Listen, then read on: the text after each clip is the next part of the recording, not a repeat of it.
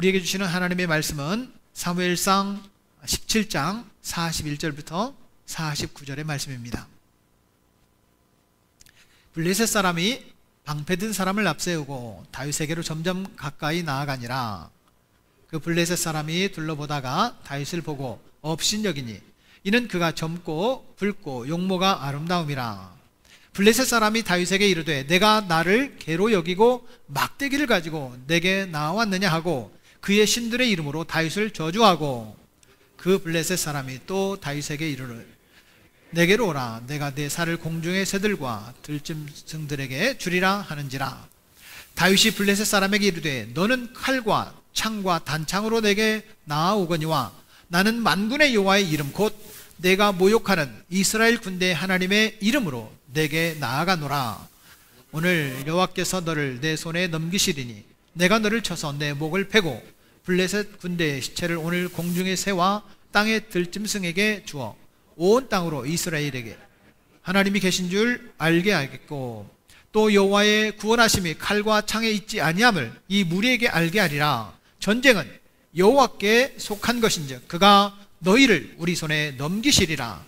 블레셋 사람이 일어나 다윗에게로 마주 가까이 올 때에 다윗이 블레셋 사람을 향하여 빨리 달리며 함께요 손을 주머니에 넣어 돌을 가지고 물매로 던져 블레셋 사람의 이마를 치매 돌이 그의 이마에 박히니 땅에 엎드러지니라. 아멘. 오늘 말씀의 제목은 가장 좋은 시작입니다. 한번 따라서 말씀해 주시기 바랍니다. 가장 좋은 시작.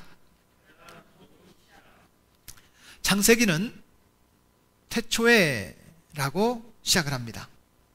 성경에 처음 있는 책이 창세기입니다. 네, 성경의 처음 시작은 뭐라고 얘기하고 있냐면 태초에 그럽니다.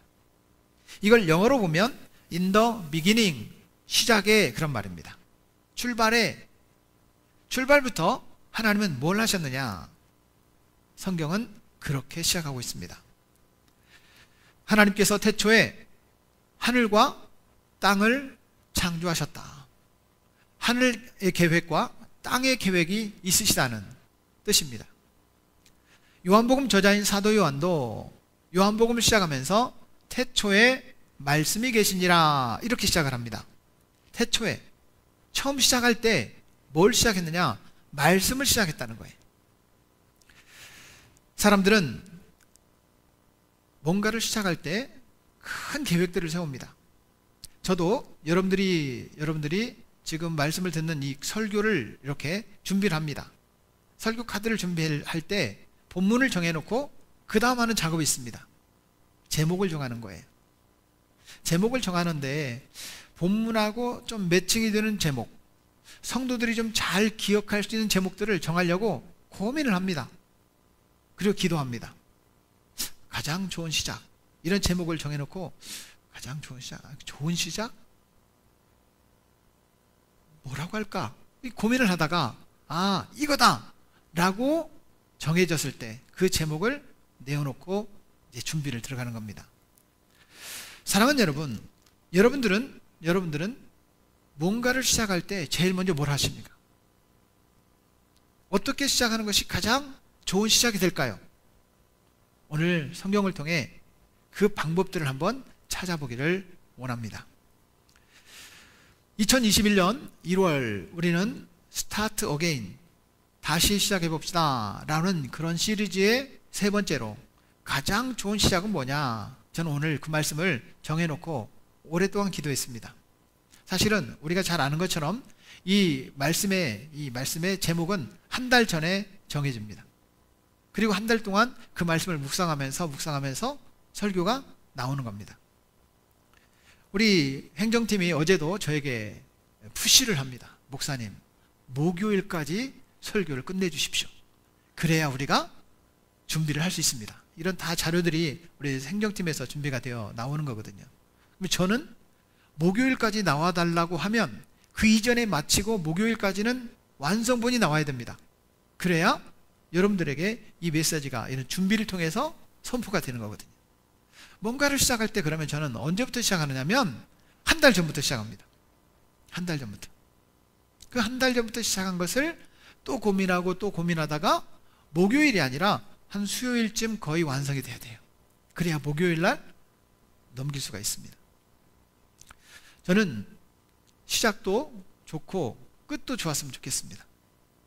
그래서 시작도 좋고 열매도 좋은 그런 결과가 나온다면 얼마나 좋을까? 저도 열심히 준비하고 성도들 은혜를 많이 받고 삶이 변화되고, 야, 정말 내가 영락교회 다니는 것이 참 행복이다, 이렇게 고백하는 성도들이 많아지면 얼마나 좋을까요? 저는 그런 기대를 합니다. 또 다른 사람들에게 우리 교회 한 번만 와봐 라고 말할 수 있는 그런 성도들이 됐으면 좋겠다는 생각이 듭니다. 속담에 들성 부른 나무는 뭐부터 알아본다고요? 떡잎부터 알아본다. 저는 우리 은총이가, 우리 하준이가 어떻게 될지 기대가 됩니다. 늘 예배 시간에 아무튼 장난을 치든 어쩌든 간에 지난주에 보니까 그 코로나 시대에 은총이가 여기까지 왔더라고요. 그 사진을 찍어서 올려놓은 걸 봐요. 예배 자리에 나온 이 아이들 어떻게 될지 기대가 됩니다. 사실은 떡잎부터 건강한 그런 떡잎이 나중에 좋은 나무가 되고, 좋은 나무가 되면 좋은 열매를 맺게 되는 것입니다. 저는 이 속담이 맞다고 생각합니다. 사랑하는 여러분, 출발부터 좋으면 끝도 좋은 겁니다. 저와 여러분들의 신앙생활이 정말 아름다운 열매를 맺는, 끝도 더 좋은 그런 성도 되기를 축원합니다. 오늘은 2021년 세 번째 주일입니다. 1월 17일. 여러분들은 2021년을 어떻게 시작하셨습니까? 아니, 어떤 시작이라고 하는 개념도 없이 그냥 여기까지 왔는지도 모르겠습니다. 그럼 오늘 다시 한번 시작해보자는 거예요.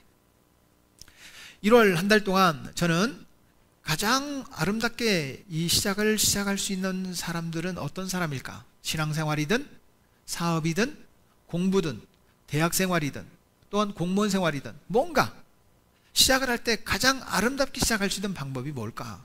이걸 가지고 기도하고 또 기도했습니다. 그렇다면 가장 좋은 시작은 무엇을 준비해야 좋게 시작할 수 있느냐? 라고 하는 거예요. 저는 여기 세 가지를 여러분들에게 도전하고 싶습니다. 가장 좋게 시작하려면 첫째는 목적이 분명해야 됩니다. 목적이 없이는 아무것도 할 수가 없습니다. 왜 그 일을 하는가? 무엇 때문에 나는 일을 시작하려고 하는가? 우리는 알아야 합니다.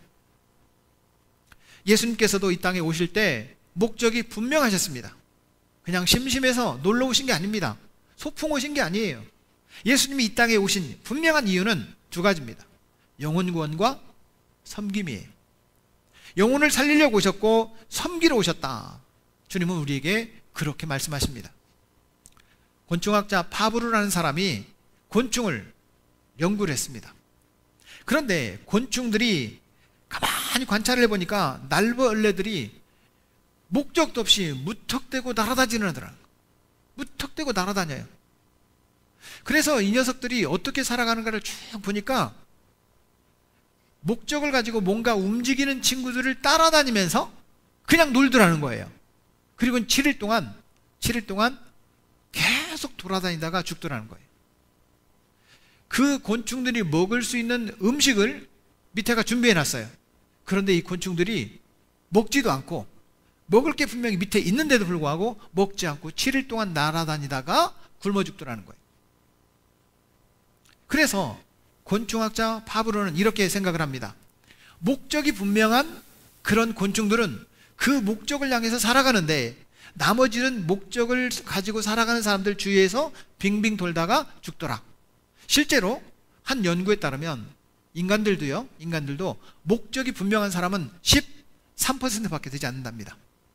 다시 말하면 87%는 목적 없이 살아간다는 거예요. 오늘을 살아가는 목적, 2021년을 살아가야 될 목적, 우리 인생을, 남은 인생을 어떻게 살아가야 될지 살아가는 목적, 그 목적을 정하지 않으면 좋게 시작할 수가 없어요. 사랑하는 여러분, 저는 지난주 금요일 날 그저께 숙제를 맡았습니다. 목사님이 2021년에 살아가야 될 목적이 뭡니까? 그걸 다음 주 금요일까지 내십시오. 이번 주 금요일에 미국에다가 제출을 해야 됩니다. 내가 살아가는 목적이 뭔가? 그러면서 저는 여러분들에게 똑같이 도전하고 싶습니다. 여러분들이 살아가셔야 될 목적이 뭔가? 2021년에 살아가는 삶의 이유가 뭔가? 이번 주 금요일까지 정하십시오.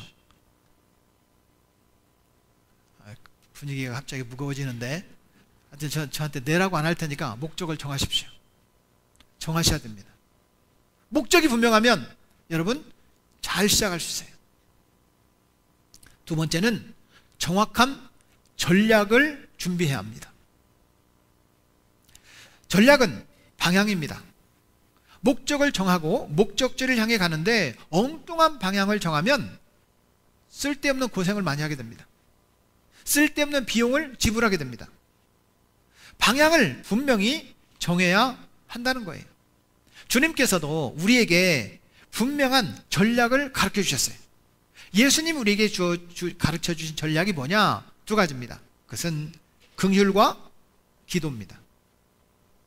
긍휼은 뭐냐면 예수님께서 우리 성도들에게 예수 그리스도의 마음을 가지고 사람을 대하라는 거예요. 바울이 본래는요 포학자였습니다. 깡패였어요. 깡패. 자기가 옳다고 생각하는 것으로 다른 사람을 잡아 죽이는 거예요. 그 대상자가 누구였냐면 기독교인들이었어요. 잡아 죽이는 거예요. 자기가 예수님을 믿고 보니까 이게 아니었구나, 이걸 알아요. 아하, 내가 과거에는 내가 포학자였지만 이제는 내가 긍휼을 입은 자다, 이렇게 표현을 합니다. 디모데전서 1장 13절 말씀에 보면 내가 전에는 비방자요, 박해자요, 폭행자였으나 나는 그런 사람이었지만 주님이 나를 긍휼히 여겨주셨다. 나도 그래서 사람들을 긍휼히 여기는 마음으로 살아간다. 여러분, 긍휼한 마음을 가지시길 바랍니다. 좀 이렇게 힘들어하는 남편, 어려워하는 아내, 사랑하는 자녀들 좀 긍휼한 마음으로 대하십시오. 긍휼한 마음으로 대하지 아니하면 여러분 그것이 주님의 마음이 아니라는 거예요. 주님의 전략은 긍휼한 마음으로, 좀 불쌍한 마음으로 바라보라는 거예요. 안타까운 마음으로 사람을 바라봐 주는 거예요. 그런 마음으로 대할 수 있기를 주의 이름으로 부탁합니다. 예수님도 말씀하셨습니다. 예수님은 사람들을 보니까 목자 없는 양처럼 이렇게 유리방황하는 그런 모습을 본 거예요. 목자가 없는 양들은요 언제 늑대한테 잡혀먹을지 모릅니다. 예수님은 그 사람들을 바라보면서 불쌍히 여기사 그래요. 마가복음 6장 34절 말씀이에요. 불쌍히 여기는 마음을 가지는 거예요. 여러분 누군가를 바라볼 때 정말 불쌍히 여기는 마음을 가지고 대해 주시기를 주의 이름으로 부탁합니다. 이 마음을 주님께서 우리 안에 넣어주셨어요. 우리 안에 넣어주셨는데 포악한 마음을 가질 수도 있고 긍휼한 마음을 가질 수도 있어요. 근데 우리에게는 주님의 전략, 긍휼히 여기는 마음을 가져야 한다는 거예요. 사랑하는 여러분, 우리 마음이 긍휼히 여기는 마음이 있기를 주의 이름으로 축복합니다. 미국에 패스트푸드점 하면 여러분 뭐가 딱 생각나요? 맥도날드, 버거킹 이런 게 생각나잖아요. 그런데 여러분 칙필레라고 하는 그런 패스트푸드점이 있습니다. 칙필레는 영업 방침이 마태복음 7장 12절 말씀이에요. 마태복음 7장 12절 말씀은 남에게 대접받고자 하는 대로 너희도 남을 대접하라. 이 말씀이 어떻게 기업의 운영 지침이 되겠습니까? 그런데 놀라운 일은 이 칙필레에 다녀온 손님들이 직원들 미소만 봐도 행복해지는 거예요. 햄버거 맛있어야 무슨 행복하지, 무슨 미소를 바라보고 행복하겠어요. 근데 이 칙필레는 여러분 버거킹 같은 맥도날드 같은 그런 패스트푸드점이에요. 이 칙필레라고 하는 이 패스트푸드점의 직원들은 항상 웃는 거예요. 손님들이 와서 그 미소를 보고 행복해하는 거예요. 그래서 이 칙필레라고 하는 이 패스트푸드점을 사람들이 바라보면서 평가를 합니다. 짜게시라고 하는 그런 이 평가단이 있는데 이 평가 단체에서 종합 평가를 해보니까 맥도날드나 버거킹이나 어떤 패스트푸드점보다도 가장 만족도가 높고 칭찬이 많은 데가 칙필레라는 거예요. 더 놀라운 사실은 이 기업은요, 주일날 문을 열지 않습니다. 성경에 근거해서 기업을 운영하기 때문에 주일날 문을 열지 않아요. 미국 기업들은 대부분 그냥 적당히 엽니다. 근데 이 기업은 문을 열지 않아요. 너무나 놀라운 사실은 세계에서 가장 많이 판다고 하는 그런 맥도날드보다 1년에 3억 원 정도가 더 많이 팔린답니다. 매출이. 제가 그래서 딸아이한테 물어봤어요. 칙필레 알아? 그랬더니 모른대. 우리나라는 칙필레가 안 들어왔나 봐요. 그 패스트푸드점이. 사랑하는 여러분, 저는 이 기업을 바라보면서 야, 하나님의 마음으로, 주님이 주신 마음으로 기업을 운영한다는 거 이거 되는구나, 이런 생각이 들었어요. 칙필레의 담당 임원, 기업 커뮤니케이션을 담당하는 임원이었던 그렉 탐슨이라는 사람이 이렇게 고백을 합니다. 창업주 캐시는 숨을 쉬고 있는 모든 사람에게 격려가 필요하다고 했고, 음식 파는 일을 사람들에게 선한 영향을 끼치는 것으로 생각했다. 우리는 치킨 비즈니스를 하는 사람이 아니라 피플 비즈니스를 하는 사람이라고 했다. 내가 그에게 배운 것이 이것이다. 결국 주님의 전략은 긍휼히 여기는 마음이다. 이렇게 대답을 했어요. 사랑하는 여러분, 긍휼히 여기는 마음 가지고는요, 기업 망합니다 라고 사람들은 생각합니다. 그런데 칙필레를 보면 주님의 마음을 가지고 사람들에게 대하니까 되더라는 거예요.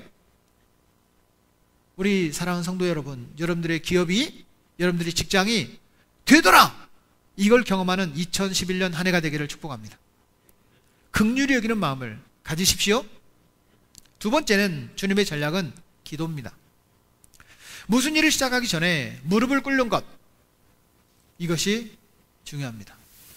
전문 서적을 뒤적이고 전문가를 찾아가고 뭔가 성공했던 사람들의 그런 자료들을 내가 입수하는 것보다 더 중요한 것이 있습니다. 무릎을 꿇는 것입니다. 사람들은 뭔가 내가 더 열심히 공부하고 열심히 준비하면 더 좋은 결과를 가져올 거라고 생각을 합니다. 그런데 나는 지혜가 부족하니 하나님 도와주십시오. 이것이 기도입니다. 하나님께서 도와주시면 되겠구나, 이걸 경험하는 것이 기도입니다. 성경 마가복음 9장 29절에는 이렇게 말씀하십니다. 기도 외에 다른 것으로는 어떤 종류가 나갈 수가 없다. 아버지가 귀신 들린 아들을 데리고 예수님께로 옵니다. 근데 예수님은 안 계시고 제자들이 있는 거예요. 제자들이 귀신을 내쫓으려고 합니다. 아무리 외쳐도 귀신들이 나가지 않아요. 그때 예수님께서 오셨습니다. 그 귀신 들린 아이에게 명령합니다. 귀신아, 그의 아이에게서 나오고 다시는 들어가지 말라. 귀신이 나갔습니다. 제자들은 궁금합니다. 주여, 왜 우리는 안 됐습니까? 어쩌면 우리가 이렇게 생각할 수 있어요. 예수님이니까 당연히 귀신을 내쫓았고 제자들이니까 당연히 못 쫓아낼 수도 있지 라고 생각할 수 있습니다. 하지만 그렇지 않습니다. 제자들의 궁금한 점은 왜 우리는 안 되냐는 거예요. 사랑하는 여러분, 코로나 때문에 안 되는 일들이 많죠. 매출도 줄어들고 사람들이 안 되는 일들이 너무나도 많은데 왜 안 되냐는 거예요. 그때 주님은 이렇게 말씀하십니다. 기도 외에 다른 방법이 없다. 따라하겠습니다. 기도 외에 다른 방법이 있다, 없다? 없다. 그러면 여러분, 기도해야 된다, 해야 된다. 그게 바로 주님의 전략이라는 거예요. 사랑하는 여러분, 사람의 지혜로 하지 말고 주님의 방법으로 감당할 수 있기를 주의 이름으로 축복합니다. 세 번째는 구체적인 방법을 가져야 좋게 시작할 수 있어요. 자, 따라하겠습니다. 목적, 전략, 방법. 방법은 뭐냐? 대상이에요, 대상. 누구에게 그걸 할 거냐? 누구에게? 내 신앙생활이 다른 사람에게 어떤 영향을 끼칠 거냐? 내 사업이 다른 사람에게 어떻게 영향을 끼칠 거냐? 대상이 분명해야 된다는 거예요. 거기에서 방법이 나옵니다. 사람들은 내가 사업을 잘하면 돈을 벌 거라고 생각합니다. 사업을 그럼 어떻게 잘하느냐? 여러분, 누구에게 이 사업의 컨텐츠가, 사업의 물건들이 팔려나갈 거냐? 대상자를 연구해야 된다는 거예요. 우리도 마찬가지입니다. 뭔가 신앙생활을 잘하면 내 신앙생활이 다른 누구에게 유익이 되겠느냐, 이걸 생각해야 되는데, 만약에 신앙생활을 해서 나 혼자 복받고 나 혼자 잘 되려고 한다면 그 신앙생활은 부족한 신앙생활이에요. 여러분, 저는 우리 익산 영락교회 성도들이 이 영상을 바라보는 후에라도 이 영상을 바라볼 사람들이 저는 결단하길 바랍니다.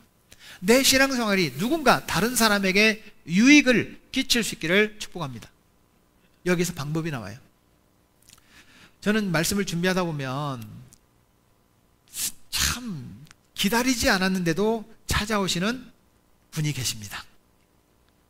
저는 기다리지 않아요. 그런데 찾아와요. 또 노숙자 아저씨가 찾아왔어요. 아침에 일찍 왔어요. 한 8시 한 10분쯤 됐는데 교회를 찾아온 거예요. 그런데 제가 차를 타고 교회에 막 들어오고 있는데 이분이 교회에 왔다가 막 나가려고 하는 거예요. 그런데 얼굴을 보니까 너무 기뻐하는 거예요. 찾아왔는데 목사님 안 계셨는데 차가 딱 들어오잖아요. 자기는 나가려고 했는데 그분이 가셨을까요? 머물러 있었을까요? 머물렀어요. 왜요? 잘 만났다. 목사님 잘 만났다. 이거잖아요. 아니, 왜 이렇게 지난 주간에 추웠잖아요. 왜 이렇게 일찍 오셨느냐? 제가 물어봤어요. 그랬더니 어젯밤에는 익산역에서 잠을 잤는데 영무원들이 밤새껏 있다가 아침에 일찍 움직이지 않는다고 핀잔을 준다는 거예요. 그래서 눈치가 보여서 빨리 왔다는 거예요. 8시 10분쯤. 잠깐만 기다리라고. 제가 그런데 제 주머니에 보니까 15,000원 있었어요. 살짝 밖에 기다리라고 해놓고 제가 안에 생각을 했어요. 야, 오늘은 내가 돈이 없으니까 5,000원만 주자. 결정을 하고 딱 꺼냈어요. 그리고는 스틱커피를 주려고 보니까 현관에 스틱커피가 8개가 있었어요. 5개를 집어서 커피를 주면서 잘 가라고 하려고 했는데 성령님께서 제 마음에 이런 마음을 주시는 거예요. 야, 좀 더 줘라. 하나님, 저 15,000원밖에 없는데요. 그래서 제가 5,000원을 더 꺼내서 10,000원을 주면서 꼭 밥 사 먹으라고. 그리고 갈 때 뒤에다 대고 이렇게 말했어요. 예수님 믿고 또 오라고. 그분은 너무나도 감사하면서 갔습니다. 저는 익산에 있는 모든 노숙자를 찾아가진 않습니다. 제가 노숙자 사역을 지금도 하진 않습니다. 하지만 저를 찾아오는 노숙자에게는 제가 외면하지 않으려고 합니다. 화요일 날 그렇게 왔는데 금요일 날 2번째 노숙자 아저씨가 또 찾아왔어요. 나머지 5,000원 다 줬습니다. 사랑하는 여러분, 저는 우리 교회가 좀 더 성장을 해서 전문적인 노숙자 사역도 하고 노숙자들이 사회에 복귀할 수 있도록 직업 재활교육을 할 수 있는 그런 기관도 만들었으면 좋겠습니다. 하지만 저는 아직까지 그런 역량도 되지 못해서 저를 찾아오는 2분의 노숙자를 외면하지 않습니다. 외면하지 않으려고 합니다. 제가 아끼려고 하면 성령님께서 이놈 좀 더 줘라 이렇게 말씀하십니다. 그래서 외면하지 못합니다. 여러분들은 누가 자꾸 마음에 걸려요? 누구를 좀 도와주겠다는 생각이 자꾸 드십니까? 여러분, 그 사람이 여러분들의 사명이에요. 그분들에게 마음껏 내가 베풀 수 있는 사랑을 나눠주십시오. 거기에서 방법이 나옵니다. 어떤 사람은 밥을 사줘야 될 것 같고요. 어떤 사람은 호떡을 사줘야 될 것 같고, 어떤 사람은 돈을 줘야 될 것 같고, 어떤 사람은 따뜻한 말 한마디가 필요한 대상자가 있습니다. 거기에서 방법이 나오는 거예요. 어떤 사람은 그냥 기다려주는 거예요. 기다려주는 거예요. 거기에서 방법이 나와요. 여러분, 방법은 대상입니다. 누구에게 주님의 마음을 쏟아줄 것인가? 주님의 사랑을 나눠줄 것인가? 여러분, 그 대상자를 찾으십시오. 눈을 크게 떠보십시오. 그러면요, 보입니다. 그리고 주님의 사랑을 나누어주는 저와 여러분 되기를 주의 이름으로 축복합니다. 그렇습니다. 우리는 가장 좋게 시작하려면 세 가지를 말씀드렸습니다. 목적이 분명해야 되고, 전략, 긍휼과 기도하는 마음이 있어야 되고, 방법, 대상자를 바라봐라. 그분이 아내일 수도 있고, 그분이 남편일 수도 있고, 자녀일 수도 있고, 나하고 친한 친구일 수도 있고, 전혀 모르는 처음 만난 노숙자일 수도 있을 겁니다. 주님의 사랑을 베풀고 나누어주는 저와 여러분, 우리 익산 영락 가족들이 되기를 축복합니다. 저는 오늘 말씀을 통해 그렇게 내 곁에 있는 사람들에게 정말 가장 좋게 대할 수 있는 방법이 뭘까라고 연구를 하는데, 오늘 성경 이야기가 우리에게 그 교훈을 가르쳐주고 있습니다. 오늘 우리가 읽었던 성경은 너무나도 잘 아는 다윗과 골리앗 얘기입니다. 다윗과 골리앗 얘기는 교회 안 다니는 사람도 다 알아요. 이 다윗과 골리앗 얘기에서 어떻게 시작할 수 있느냐, 이 방법을 주님께서 우리에게 깨우쳐 주시고 계십니다. 15살짜리 한 소년이 블레셋이라고 하는 그런 장군 중의 장군 골리앗을 물리쳤다라고 하는 이야기입니다. 이 말이 안 됩니다. 진짜 말이 안 됩니다. 요따만 꼬마가 이렇게 큰 장군을 이길 수 있느냐? 이건 게임이 안 되는 거예요. 여러분, 전쟁에서 가장 중요한 게 뭘까? 저 나름대로 생각을 해보니까 그런 조건들이 있습니다. 군대가 필요합니다. 무기가 필요해요. 전략이 필요하고, 식량이 필요하고, 또 식수가 필요하고, 정보력이 필요하고, 여러분, 전략이 필요해요. 전쟁에는 다양한 이런 조건들이 필요해요. 근데 이것도 안 되고 저것도 안 돼요. 여러분, 유치원생하고 여러분 운동선수하고 달리기 시간을 하면 누가 이기겠습니까? 비교도 안 되죠. 우리 은총이하고, 저가 지금 그래도 이 배도 나왔지만 은총이하고 달리기 시합을 해요. 누가 이겨요? 은총이는 목적지를 향해 가다가 엄마한테 가버릴 겁니다. 제가 이깁니다. 이 게임이 안 되는 거예요. 다윗과 골리앗은 누가 봐도 골리앗이 이기는 게 정상입니다. 그런데 오늘 성경은 전혀 다른 결과를 우리에게 말씀하고 계십니다. 다윗이 이겼다는 겁니다. 어쩌면 여러분, 코로나 때문에 우리가 아무것도 할 수 없는 다윗과 같은 존재가 바로 저와 여러분이지 않습니까? 골리앗은 코로나일 수도 있고, 어쩌면 돈 많은, 코로나하고 전혀 상관없는 그런 힘을 갖고 있는 사람들일 수도 있고, 코로나 걸려도 바로 치료제를 맞거나 백신을 맞을 수 있는 그런 조건을 가지고 있는 사람일 수 있습니다. 우리는 아무것도 아니에요. 그럴 수 있습니다. 오늘 성경에 보면 전쟁에 자신감을 가지고 힘차게 부르짖는 블레셋 군대가 있고, 정말 두려워 떨면서 비겁하게 나서지도 못하는 덜덜 떠는 이스라엘 군대가 나옵니다. 그런데 거기에 다윗이 쩌렁쩌렁 고함을 치며 하나님을 모욕하는 골리앗을 향하여 하나님의 군대의 이름으로, 하나님의 이름으로 나아가 승리하였다. 이런 내용이 바로 오늘 본문의 내용입니다. 결국 다윗이 하는 이야기는 손에 막대기와 물맷돌 몇 개를 가지고 이겼다, 이런 내용이고, 그 외적인 조건과 모든 그 자기의 경력으로 따지면 전쟁에서 100점 100승할 수 있는 골리앗도 질 수 있다, 이걸 우리에게 가르쳐 주는 거예요. 내 자신감으로 하는 것이 아니라 하나님께서 이기게 하시더라 라는 이야기를 오늘 성경을 통해서 한번 발견하시기를 바랍니다. 전쟁이 장난도 아니고 전쟁에서 할 수 있는 행동도 아닙니다. 다윗의 행동을 보면 이해가 되지를 않습니다.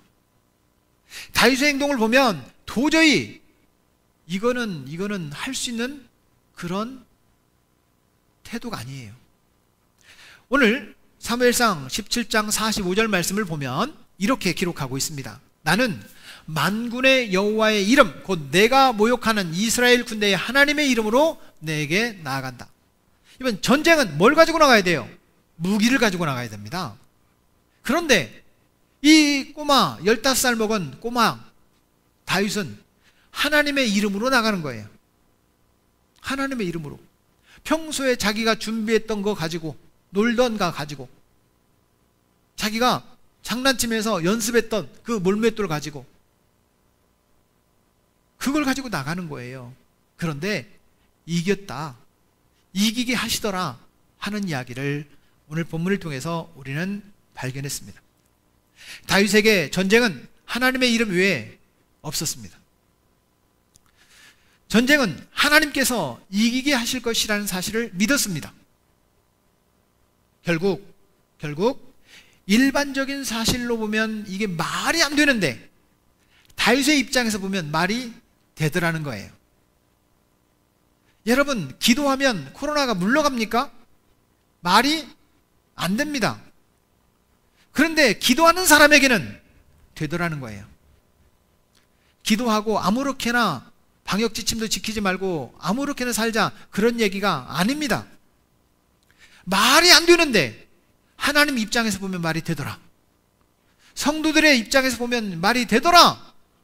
이걸 오늘 우리는 본문을 통해 발견하게 되는 거예요. 그렇습니다. 저와 여러분들이 뭔가를 시작할 때 하나님 입장에서, 믿음의 백성들의 입장에서는 뭐가 말이 안 되지만 말이 되더라를 경험하는 오늘 메시지가 되기를 축복합니다. 그렇다면 하나님께서 인정하시는 가장 좋은 시작은 무엇일까요? 어떻게 시작하는 것이 하나님께서 가장 좋게 시작하는 방법이겠냐, 이 말이에요. 첫째는 하나님의 능력을 앞세우는 겁니다. 따라하겠습니다. 하나님의 능력. 다윗은 골리앗 앞에서 이렇게 외칩니다. 나는 하나님의 이름으로 나아간다. 나는 하나님의 이름으로 나아간다. 오늘 본문 45절 말씀을 보면 하나님의 이름으로 내게 나아가노라 고 얘기합니다. 실제로 여러분, 하나님의 이름으로 나아간 건 아니잖아요. 물맷돌 가지고 나간 거잖아요. 자기가 자신 있으니까. 그런데 물맷돌 갖고 나아간다 이렇게 말하지 않고 하나님의 이름으로 내게 나아간다. 너는 하나님을 욕했지만, 하나님을 모욕했지만, 하나님의 군대를 모욕했지만 나는 그 하나님의 이름으로 나아간다. 저와 여러분들이 지금 기독교인이라고 밝히기가 정말 부끄러운, 정말 기독교인들이 욕먹고 이처럼 욕 많이 먹는 시대가 없는 것 같아요. 그런 때라도 하나님의 이름으로 나아가는 백성들이 되기를 주의 이름으로 부탁합니다. 하나님께서 반드시 이기게 하실 줄로 믿습니다. 다윗은 소년이에요. 군인도 아닙니다. 그런데 골리앗은요, 군인 중에 군인이요, 블레셋 군대 전사 중에 전사예요. 성경을 연구하다가 참 깜짝 놀랐어요. 이렇게 키 큰 사람이 있었을까? 골리앗의 실제 키를 보니까 성경에 뭐라고 얘기하고 있냐면 사무엘상 17장 4절부터 7절까지가 골리앗에 대한 이야기가 이렇게 많이 나와요. 제가 한번 읽어볼까요? 블레셋 사람들의 진영에서 싸움을 도두는 자가 왔는데 그의 이름은 골리앗이요 가드 사람이라. 그의 키는 6규빗 한 뼘이요. 한 규빗이 45cm예요. 6규빗 한 뼘이요. 한 뼘은 보통 20cm를 말하거든요. 그러면 키가 얼마냐? 2m 90. 별로 안 놀라시네. 2m 90. 보기만 해도 막 위압감이 느껴질 수 있는 그런 장군이란 말이에요. 또 성경은 뭐라고 얘기하고 있느냐? 그의 갑옷의 무게가 57kg이요. 창을 쓰고 있는데 창날에, 그 뾰족한 창날의 무게가 7kg이요. 성경은 그렇게 말해요. 제가 다 계산해 본 거예요. 7kg이요. 갑옷만 57kg이요. 갑옷 입으면 움직이지도 못하겠네. 그런 엄청난 군인이 골리앗이었단 말이에요. 근데 15살이면 몇 학년이에요? 중2. 애게 중2짜리가 크면 얼마나 키가 크겠어요? 한 150이나 160? 다윗은 그렇게 엄청난 큰 장수가 아니었습니다. 그 정도 됐겠죠? 손에 칼도 없었습니다. 아무것도 없어요. 물맷돌 가지고 나아갑니다. 여러분, 전쟁에서 누가 이기겠어요? 다윗이 이기겠어요? 골리앗이 이기겠어요? 골리앗이 이기죠. 보세요. 일부러 제가 막 인터넷에서 찾은 건데, 요따만 아이하고 골리앗의 표정을 보면 가소로운 것, 이러고 바라보고 있잖아요. 게임이 안 되는 겁니다. 안 되는 거예요. 방패가 얼마나 무거운지 골리앗은 방패를 들고 다니는 사람이 따로 부하가 있었어요. 이런 사람이었단 말이에요. 그런데 결과는 다윗이 이겼다. 그렇습니다. 저와 여러분들이 내 능력만큼으로 살지 말고 하나님의 능력으로 살아가기를 축복합니다. 다윗과 골리앗의 이야기를 보면 결국에는 다윗이 이겼다. 이만기가 이겨요? 이봉걸이 이겨요? 이만기가 이겨요. 그래야 사람들이 뭔가 쾌감이 있잖아요. 이봉걸이 이기면 당연하지 뭐, 이렇게 생각을 한단 말이에요. 그런데 아슬하게 키가 작은 사람이 이겨먹는 거예요. 이겨먹는 거. 다윗이 이겼으니까 성경 이야기가 우리에게 지금까지도 들려지고 있는 거예요. 골리앗이 이겼다면 뭐 당연한 거지. 사랑하는 여러분, 다윗은 자신의 신체의 능력이나 전투 능력을 믿지 않았습니다. 하나님의 능력을 믿었던 거예요. 우리도 코로나 때문에 할 수 있는 거 별로 없죠? 여러분, 하나님의 능력을 믿으십시오. 내 능력만큼이면 당연히 안 되는 겁니다. 당연히 안 되는 걸 믿으면요, 당연히 안 될 수밖에. 하나님의 능력으로 나아가면 안 되는 것이 되게 하시는 것이 하나님의 능력인 줄로 믿습니다. 저와 여러분들이 안 되는 것을 되게끔 하시는 놀라운 역사가 있기를 축복합니다. 2021년 내 지혜보다 하나님의 지혜로 남은 기간, 이제 49주 기간을 살아갈 수 있기를 축복합니다. 두 번째는 하나님의 임재를 나타내는 겁니다. 오늘 46절 말씀에 보면 이런 말씀이 나옵니다. 온 땅으로 이스라엘에 하나님이 계신 줄을 알게 하겠고. 다윗은 전쟁에 나갈 때 하나님과 동행했습니다. 하나님과 함께 전쟁에 나아간 거예요. 내 전쟁이 아니에요. 하나님의 전쟁이에요. 자기는 군인도 아닌데 무슨 전쟁에 나가서 여러분 이걸 감당할 수 있겠습니까? 그런데 하나님의 전쟁이기 때문에 다윗이 나가는 곳에 하나님이 함께 계신 거예요. 여러분들의 직장에, 여러분들의 가정에, 우리 부부 사이에 하나님이 주인 되기를 주의 이름으로 축복합니다. 그러면 되더라는 거예요. 이거를 표현할 때 임재라고 표현합니다. 임재. 그렇습니다. 임재는 보통 우리가 어떻게 표현하냐면 하나님께서 하늘 보좌를 비워두시고 우리에게 찾아오신 것, 이걸 임재라고 표현합니다. 이걸 성육신이라고 그래요. 예수님께서 우리 인간들을 찾아오셨다. 얼마 전에 성탄절이 지났지만 성탄트리가 아직도 제거가 되지 않았어요. 정리가 되지 않았는데 예수님이 우리에게 찾아오셨다. 이것이 임재입니다. 우리가 예수님을 지금 믿고 있다는 것이 임재를 경험하면서 사는 거예요. 사랑하는 여러분, 하나님이 우리와 함께 계시다. 믿습니까? 이게 임재예요. 하나님은 우리와 함께 계시면 우리가 다윗과 같이 약하고 힘없고 무기도 없고 할 수 있는 방법도 없는 그런 존재를 할지라도 저 골리앗 같은 존재를 이길 수 있다. 저와 여러분들이 그렇게 경험할 수 있길 바랍니다. 그러면 중요한 게 뭐냐? 하나님이 나와 함께 계시다. 이걸 믿으시기를 축복합니다. 따라하겠습니다. 하나님께서 나와 함께 계십니다. 소년 다윗이 외치는 증거가 바로 이런 자신감이에요. 아직 이런 결정이, 그러니까 골리앗 만나지도 않았어요. 골리앗을 향해서 외치는 외침이 뭔가 한번 들어보십시오. 이렇습니다. 오늘 여호와께서 너를 내 손에 넘기시리니 내가 너를 쳐서 내 목을 베고 블레셋 군대의 시체를 오늘 공중에 세워 땅의 들짐승에게 주겠다. 다윗이 지금 전쟁에 나가면서 골리앗을 만나러 가면서 외친 거예요. 그러면 뭘 가지고 가냐면 제 생각에는 칼을 가지고 가야 돼요. 목을 벨 거니까. 그런데 다윗에게 칼이 있어요, 없어요? 없어요. 칼이 없어요. 그런데 어떻게 목을 베겠다고 말을 해요? 선포하는 겁니다. 여러분, 주의 이름으로 선포하십시오. 올 2021년도에는 될 수밖에 없다. 나는 잘 될 것이다. 선포하십시오. 사랑하는 여러분, 임재는 히브리어로 파닝이라는 얼굴이라는 뜻을 가지고 있습니다. 영어로는 presence, 임재, 현존 이런 뜻이에요. 다시 말하면 이런 하나님의 임재라는 말은 내가 하나님의 얼굴을 뵙는다 이런 의미입니다.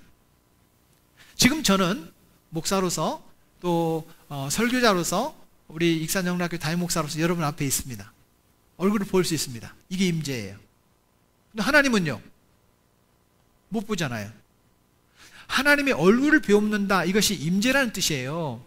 사랑하는 여러분, 하나님께서 성경에 보면 임재하셨던 사건들이 참 많이 나옵니다. 하나님은 요나가 물고기 속에 들어갔을 때 기도하는 그곳에 함께 계셨습니다.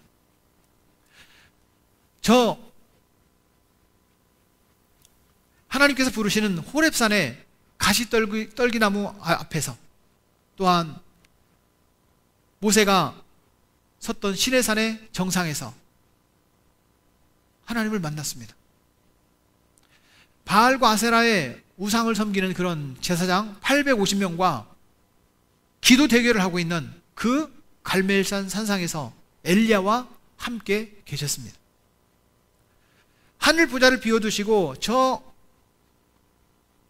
베세다에, 저 베들레헴의 그 말구유에 하나님은 함께 계셨습니다. 기도하고 있는 성도들의 그 자리에 하나님은 함께 계십니다. 지금 예배하고 있는 이 자리에 우리 하나님께서 예배의 주인 되시는 줄로 믿습니다. 하나님 우리와 함께 계신다는 거예요. 이것을 임재라고 합니다. 다시 말하면 내 맘대로 살지 말고 하나님과 함께 걸어가자. 할렐루야. 따라하겠습니다. 내 맘대로 살지 말고 하나님과 함께, 하나님이 함께 지켜보고 계신다는 마음으로 여러분 살아가는 2021년이 되기를 바랍니다. 그러면요, 여러분들의 출발이 아름다울 수 있어요. 우리의 시작이 가장 좋은 시작이 될 수 있어요. 하나님과 함께 걸어가는 2021년 되기를 바랍니다. 마지막 세 번째는 결국 승리하리라는 믿음을 가지는 것입니다. 따라하겠습니다. 결국 승리하리라. 47절 말씀에 보면 전쟁은 여호와께 속한 것인즉 같이요 그가 너희를 우리 손에 넘기시리라.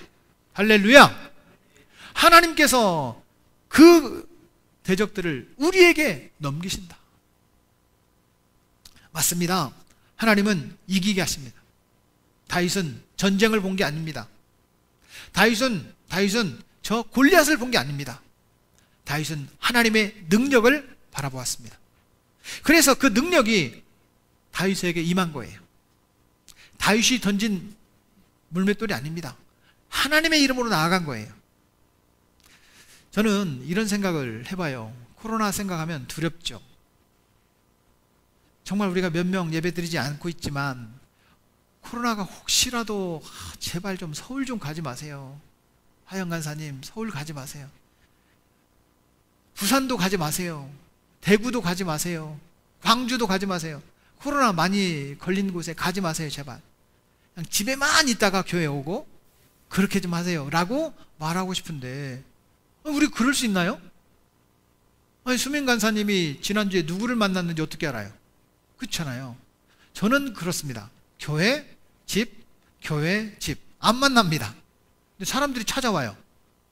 그럼 만나잖아요. 조심조심합니다. 진짜 조심해요. 그런데 코로나 두렵죠.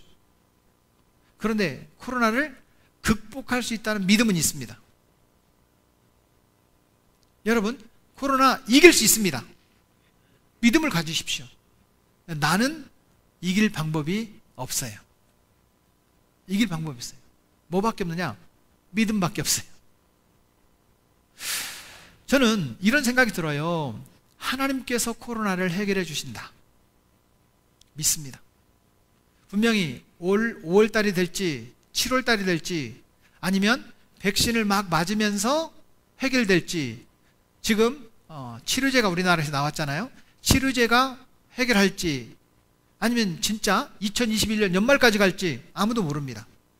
분명한 것은 하나님께서 해결해 주실 거라는 사실을 저는 믿습니다. 누굴 통해? 의료진들을 통해, 정말 방역지침을 잘 지키는 우리 성도들을 통해, 또 우리 국민들을 통해 이길 겁니다. 이겨야 됩니다. 그러면 우리는 무엇을 기대해야 되느냐? 코로나를 두려워할 것이 아니라 코로나를 이기게 하시는 하나님을 기대하며 살자, 이겁니다. 이긴다는 거예요. 사람들은 아무런 근거도 없이 지금 2021년은 코로나 퇴치 원년이 될 것이다, 이렇게 예견을 합니다. 저도 예견합니다. 2021년은 코로나 이길 거다 라는 생각이 들어요. 여러분, 그렇게 생각되지 않으십니까? 따라하겠습니다. 이긴다. 이긴다. 골리앗을 피해서 다른 데로 가면 해결된다, 이게 아니었습니다. 골리앗을 마주친 겁니다.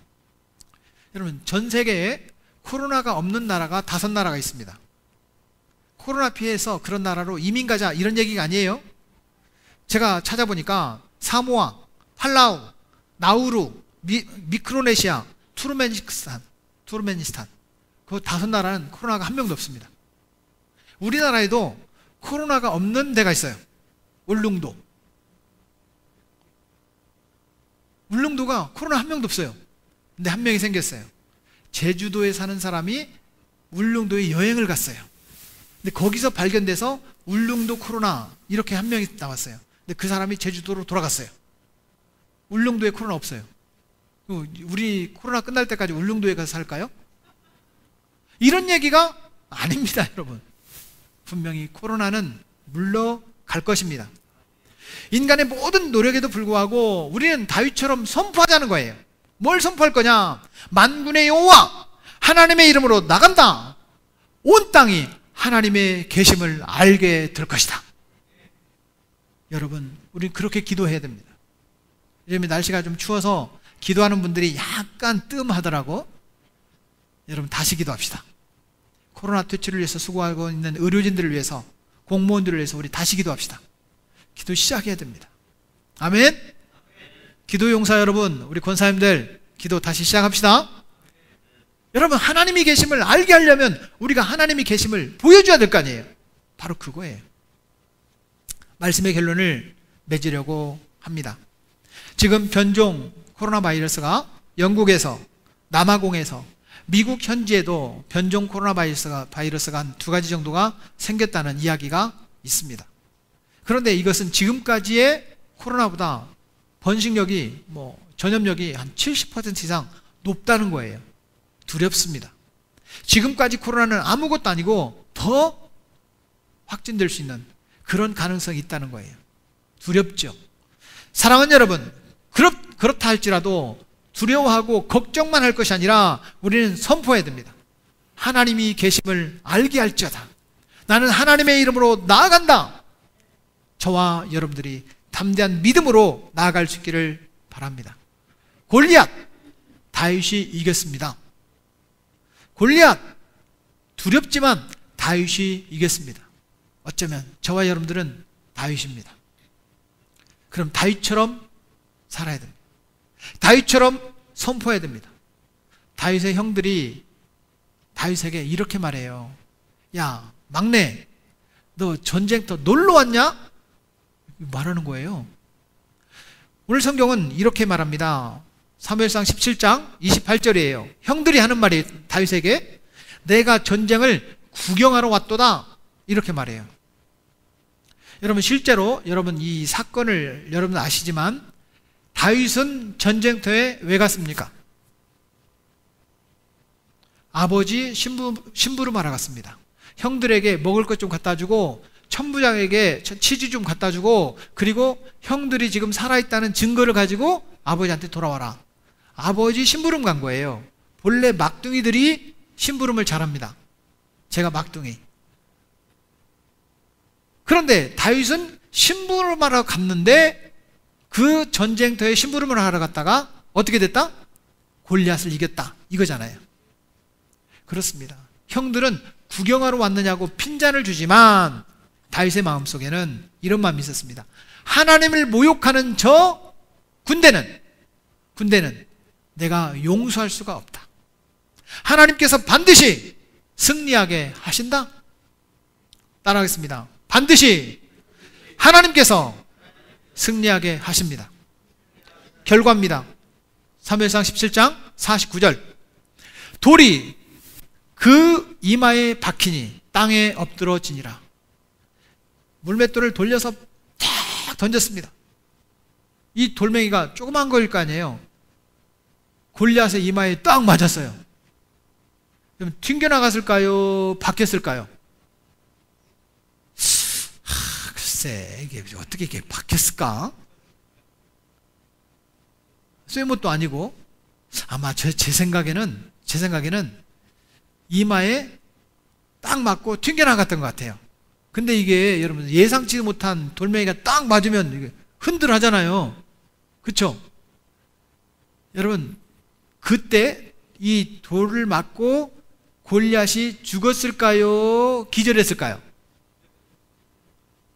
제 생각이에요. 성경의 근거가 아니고 제 생각이에요. 아마 잠시 띵 이렇게 기절했던 것 같아요. 그런데 다윗에게는 칼이 있었어요, 없었어요? 빨리 달려가서 골리앗의 칼을 꺼내어 골리앗을 죽였다. 전쟁이니까 이건 살인은 아닙니다. 이겼다 이거잖아요. 그랬더니 블레셋 군대가 혼비백산 도망쳤다. 이스라엘 군대는 용기를 얻어가지고 이겼다 이거예요. 그러면 이스라엘 군대가 이겼습니까? 다윗이 이겼습니까? 아닙니다. 하나님께서 이기셨습니다. 저와 여러분들도 하나님께서 이기게 하시는 경험을 2021년 한 해 동안 경험하기를 축복합니다. 내 힘으로는 안 돼. 근데 하나님께서 하시더라. 나중에 사울 왕이 다윗에게 이렇게 인정합니다. 나중에 이 전쟁이 끝나고 나중에 사울이 다윗에게 인정하는 그 이야기를 한번 들어보십시오. 내가 큰 일을 행하겠고 반드시 승리를 얻으리라. 이 말씀이 결론이 되길 바랍니다. 따라가겠습니다. 내가 큰 일을 행하겠고 반드시 승리를 얻으리라. 다윗이 골리앗처럼 커지겠다는 것이 아닙니다. 하나님께서 이기게 하신 것처럼 다윗은 이겼습니다. 우리도 2021년 여러분 주님과 함께 동행합시다. 기도하며 나아갑시다. 삶의 분명한 목적을 가지고 긍휼과 기도라는 전략을 가지고 여러분 내 곁에 있는 사람들을 향해 나아갑시다. 하나님께서 이기게 하십니다.